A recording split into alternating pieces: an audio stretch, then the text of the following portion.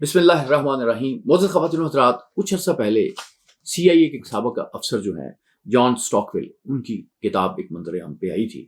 اس کتاب کا نام تھا ان سرچ آف اینیمی. یہ کتاب جو ہے انٹرنیٹ پہ موجود ہے، کبھی آپ اس کو ضرور پڑھیے گا. اس کو پڑھنے سے آپ کو یہ پتہ چلے گا کہ کس طریقے سے عالمی پالیٹکس جو ہے وہ آگے بڑھتی ہے. جان اسٹاک ویل جو ہے وہ لیٹن امریکہ کے کچھ ملکوں میں مصروف رہے، سی آئی اے کا حصہ رہے، وہاں پہ آپریشنز کرتے رہے. اس کے بعد وہ ویتنام کی وار کا بھی حصہ رہے. پھر انہوں نے 1976 میں اس کو چھوڑ دیا اور یہ کتاب لکھی. یہ کتاب جو ہے اس پہ بہت امریکہ میں بھی بہت باتیں ہوئیں اور اس میں بہت کچھ کہا گیا. تو جان اسٹاک ویل کا خیال یہ تھا کہ سی اے جو ہے وہ دشمن تلاش کرتی ہے، ان سرچ آف اینیمیز رہتی ہے امریکہ کے لیے، جس سے امریکہ کو کوئی فائدہ نہیں ہوتا.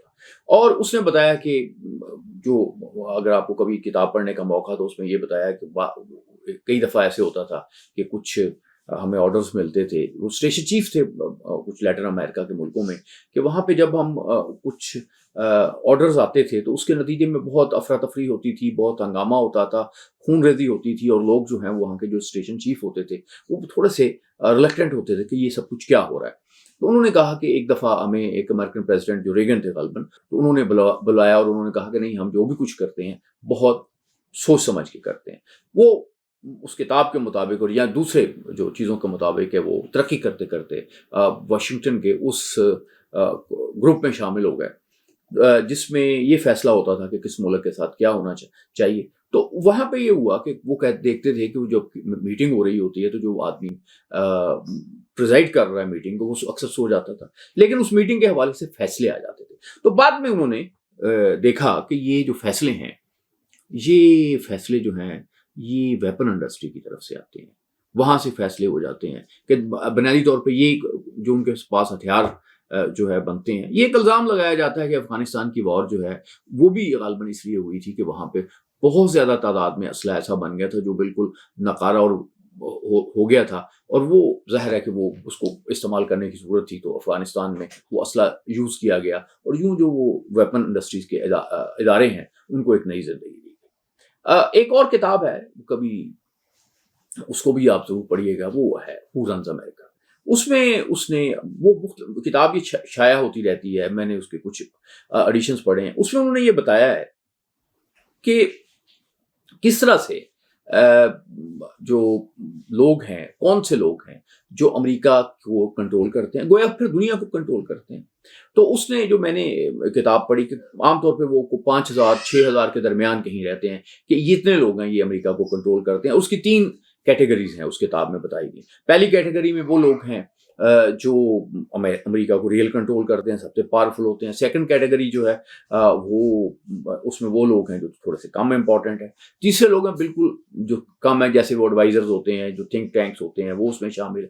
پہلی کیٹیگری میں وہ لوگ ہیں جو فیصلے کرتے ہیں. تو آپ کو معزز خواتین و حضرات یہ سن کے حیرانی ہوگی کہ جو اس مصنف کے مطابق جو پہلے کیٹیگری میں ہے اس میں امریکن پریزیڈنٹ اور امریکن کانگریس نہیں ہے. اس میں ملٹی نیشنل کمپنیاں ہیں، میڈیسن انڈسٹری ہے، ویپن انڈسٹری کے لوگ ہیں، یہ اس طرح کے لوگ ہیں. تو اس طرح سے یہ امریکہ جو ہے وہ اگر ہم ڈیموکریسی کی بات کرتے ہیں تو اس طرح سے جس طرح سے آپ کو ڈیموکریسی نظر آتی ہے اس طرح سے شاید وہ بھی امریکہ میں بھی نہیں ہے. اور ظاہر ہے امریکہ تو وہاں پہ امریکہ نے دنیا کو آئیڈیاز بھی دیے ہیں. امریکہ جو ہے جمہوریت کا ایک یہ آپ سمجھے کہ وہ بہت بڑا علم بردار بھی ہے، لیکن امریکہ پہ یہ بھی الزام ہے کہ وہ جمہوریت کے نام پہ وہ جس ملک کو چاہتا ہے رائٹ دے دیتا ہے، اور جس ملک کو چاہتا ہے جمہوریت کے ویپن کو استعمال کر کے اس ملک کو تباہ بھی کر دیتا ہے.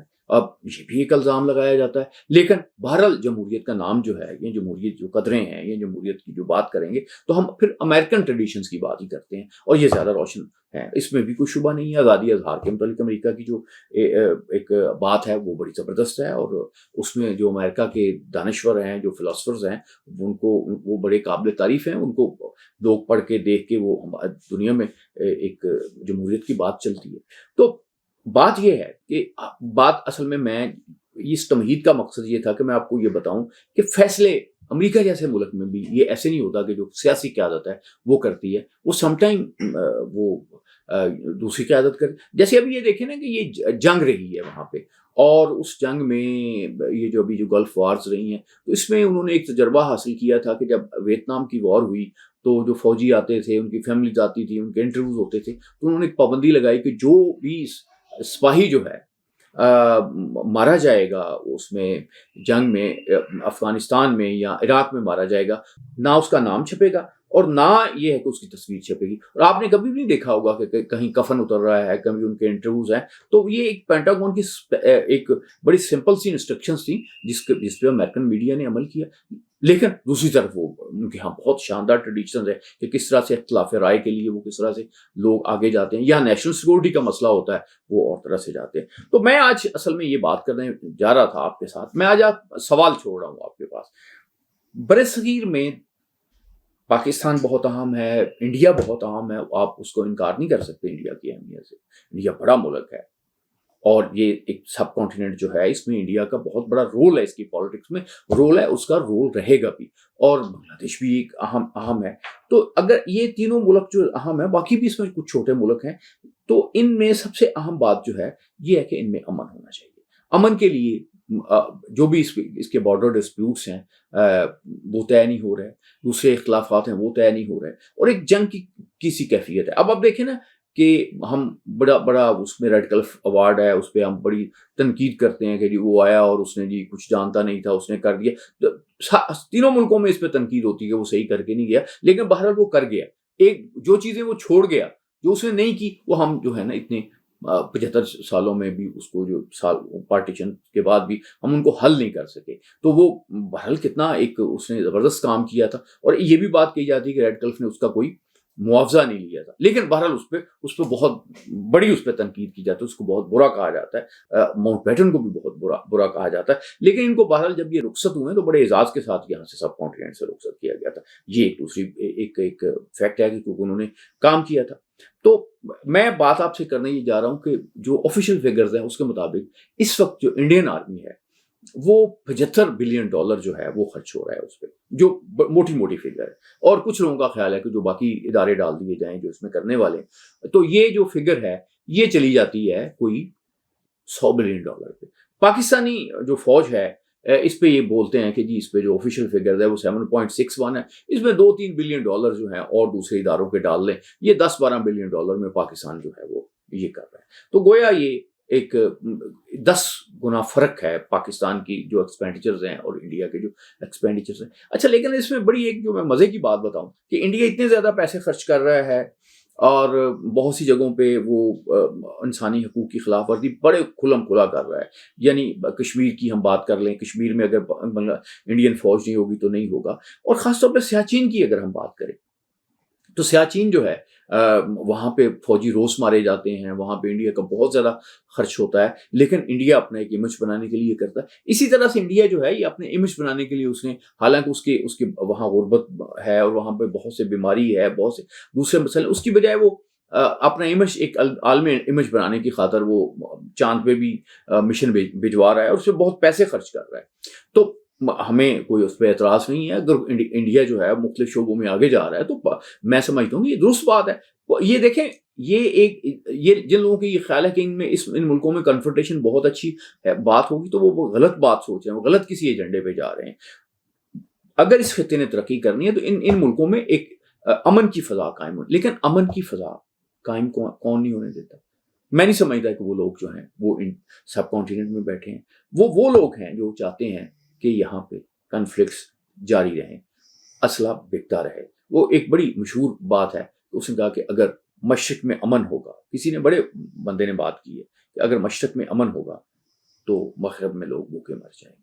تو ہمیں یہ بات سمجھنی ہے، ہمیں یہ بات سوچنی ہے کہ ہم نے جنگ سے نکل کے امن کی طرف کیسے جانا ہے، ہم نے ترقی کی طرف جانا ہے. تو یہ جو ایٹیچیوڈس ہیں کہ ہم نے فلاں کو کر دینا ہے، یہ کر دینا ہے، وہ کر دینا، ہمیں اب اس سے نکل جانا چاہیے. ہمیں اب امن کی طرف بڑھنا چاہیے، ہمیں ترقی کی طرف بڑھنا چاہیے. اور یہ جو بھی ہے نا کہ جو اپنا اسلحہ بیچنے کی خاطر ہمارے ہاں کنفلکٹس میں ہمیں لے کے جا رہے ہیں، میں یہاں پہ بات کرنا چاہوں گا کہ اب آپ اگر فرض کریں کہ پاکستان جو ہے وہ $10 بلین زیادہ سے زیادہ کر رہا ہے خرچ، انڈیا جو $100 بلین خرچ کر رہا ہے، تو اس کا مطلب زیادہ تو معاملہ تو انڈیا پہ ہو رہا ہے۔ انڈین فوج جو ہے وہ سب کانٹیننٹ کی جو پالیٹکس ہے اس پہ اثر انداز ہو رہی ہے، سب کانٹیننٹ پہ وہ اس کے جو معاملات ہیں وہ چل رہے ہیں، اور جو پریشر بھی آ رہا ہے، جو چیزیں بھی آ رہی ہیں وہ بھی انڈین فوج کے تھرو آ رہی ہیں۔ تو یہ ایک پروپیگنڈا پاکستانی فوج کے خلاف رہا ہے اور ہوتا رہتا ہے کہ یہ ہو گیا جی، پالیٹکس میں چلے گی، فلاں ہو گئی۔ میں اس کو ڈیفینڈ نہیں کر رہا، لیکن میں یہ کہہ رہا ہوں کہ اس خطے کی جو پالیٹکس ہے، اس ساری پالیٹکس میں انڈین جو آرمی ہے وہ بہت اہم کردار ادا کر رہی ہے۔ اس کے کردار کو لو رکھنے کی کوشش کی جاتی ہے، اس میں کم ڈسکشنز ہوتی ہیں، لیکن اس میں کوئی شبہ نہیں ہے کہ وہ اس کا بہت بڑا رول ہے۔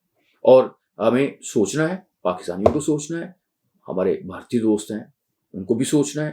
ہمارے بہت دونوں ملکوں کے بڑے تاریخی تعلقات رہے ہیں، بڑے قریبی تعلقات رہے ہیں، اور جیسے ہمارے جو جناح تھے، گاندھی تھے، پٹیل تھے، اور یہ سارے یہ ان کا خیال یہ تھا کہ یہ دونوں ملک جو ہیں یہ ایسے ہی ہوں گے جیسے امریکہ اور کینیڈا ہے، ہم لوگ ایک دوسرے کے ہاں جا سکیں گے۔ اور آپ دیکھتے ہیں کہ شروع کے جب پاکستان پارٹیشن کے بعد کئی سالوں تک لوگ جو ہیں ان کے آنے جانے پہ کوئی پابندی نہیں رہی، تو ہمیں جو ہے وہ دشمنی کی فضا سے نکلنا ہے۔ لیکن میں یہ سمجھتا ہوں کہ دونوں ملکوں میں اس خطے کو میں آگ بھڑکانے میں اور سارے معاملات کے حل نہ ہونے میں جو اصل ذمہ دار ہیں، جو اصل لوگ ہیں، وہ سب کانٹیننٹ پہ نہیں بیٹھے، وہ کہیں اور بیٹھے ہیں۔